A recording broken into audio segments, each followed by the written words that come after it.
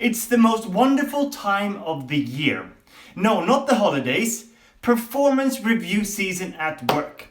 Now is a time when many employers evaluate their employees' contributions to the organization's mission and bottom line, and then make decisions about raises, bonuses, and promotions accordingly. So it's a great time to ask for, guess what? A raise. But if you're not able to make a good case for yourself, then you might find that not only is your career becoming stagnant, but also that you could be first on the chopping block in the event of corporate or economic misfortune.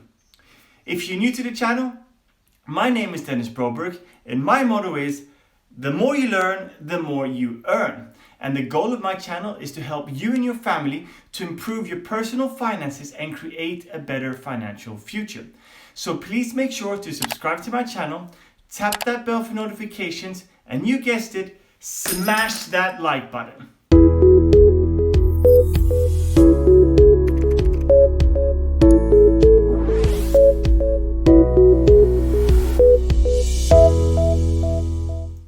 Assuming you don't want to be considered disposable in the eyes of your employer, here are some tactics and strategies to implement before you ask for a raise.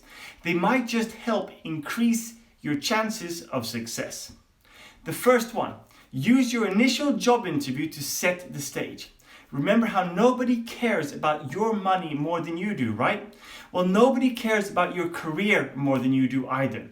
In fact, in many ways, your career and your money are arguably the same thing.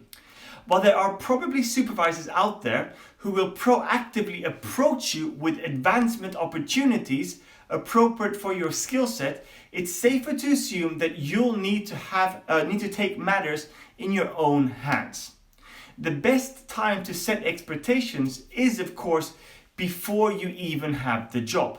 So if you're still job hunting, give some serious thought to your career trajectory. Where do you want to be in 5 or 10 years? How will the job you're applying for contribute to your end goal? Voice that end goal during the interview process while making sure to be clear about what you can offer immediately. You can also use the interview to articulate what skills you will gain in the position that will enable you to increase your contribution proportionately. This can help portray you as someone with ambition and can also help put you at the forefront of your supervisor's mind when the right opportunity comes along. The second thing you can do is use a performance review to re-interview for the job you really want. The second best time to set expectations is, of course, right now. If your employer doesn't schedule face-to-face meetings as part of the performance review process, then request one. If such meetings are part of the process, then come prepared. Don't complain about opportunities for which you've been passed over. Instead, point out what knowledge or skill sets you've gained or currently possess that are underutilized, and then express a desire to maximize your contribution accordingly. In other words, just as you should think of interviewing a prospective employer as a two-way street, so too is the performance review process. However, it's important that you don't just offer to do more work. Identify a job title with the role that you are looking for, that you are offering to take on, and request that the issue be revised down the road. And don't be pie in the sky about it. If you think strategically and can anticipate a genuine need, it's much more likely that you'll be taken seriously. Additionally, if you are pursuing or considering a certificate or other credential that would make you more valuable in the eyes of your employer, let them know sooner rather than later. They might be able to support you in your endeavor. For example, by paying the associated costs or adjusting your schedule to accommodate for your efforts. Providing a heads up also gives them a chance to make whatever preparations are necessary to ensure the appropriate promotional opportunity is available for you and set a succession plan in place for your current responsibilities. So the third thing you can do is document your contributions and successes quantitatively. Maybe you've heard of a brag file or glory file. This strategy actually goes by different names, but the point is that you keep track of your accomplishments in concrete and measurable terms.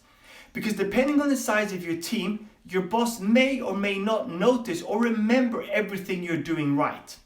Preparing a document that outlines your achievements will not only make it easy for him or her to effectively assess your performance, it will also create a permanent record of your professional growth and justify your requests for advancements, right? So keeping track of the nuts and bolts of your contributions will also help you apply for positions outside your current company, which you should probably be doing even if you're happy where you are. There are numerous reasons for this. Switching companies within the same industry may be the most effective way to advance professionally. Interviews provide a forum in which you can explain and contextualize your accomplishments, which is great practice for a performance review meeting. And if you are offered a better position elsewhere, you may be able to use it as leverage that offered into promotion opportunity within your current company. One thing to note is that if you're offered an outside position and attempt to use that offer to open negotiations with your current employer, you have to be prepared to resign gracefully.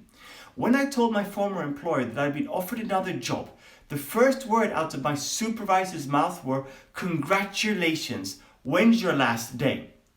My new job is a better fit for a variety of reasons, but what if I'd been bluffing? I would have been up shit's creek, out of luck, as they say. The fourth thing you should do is keep your personal life out of it. Being friendly is one thing, and no one at work expects you to talk about nothing but your job. However, while it's important to build relationships with your co-workers, it's also important that your performance reviews are just that, reviews of your performance. The fact that your dog needed emergency surgery or that you want to save money in a high-yield savings account for a down payment on a house or start a family aren't factors that your employer considers when determining whether you merit a salary increase.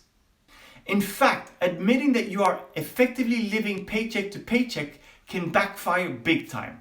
If your employer can smell your desperation, they hold all the cards. While this isn't a reason to be fake or disingenuous, it's a reason to be careful about what you share throughout the year, not just during performance review season.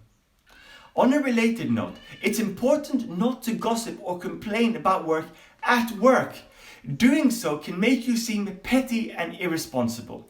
And who thinks those qualities make you a good candidate for a raise? Well, no one, I guess. Final thoughts. Being strategic about creating professional persona, developing and practicing your skills, and recording and articulating your accomplishments year-round will help you prepare for that critical hour with your supervisor when performance review time rolls around. Don't assume you can wing it or rely strictly on your charm. Preparation is key to success.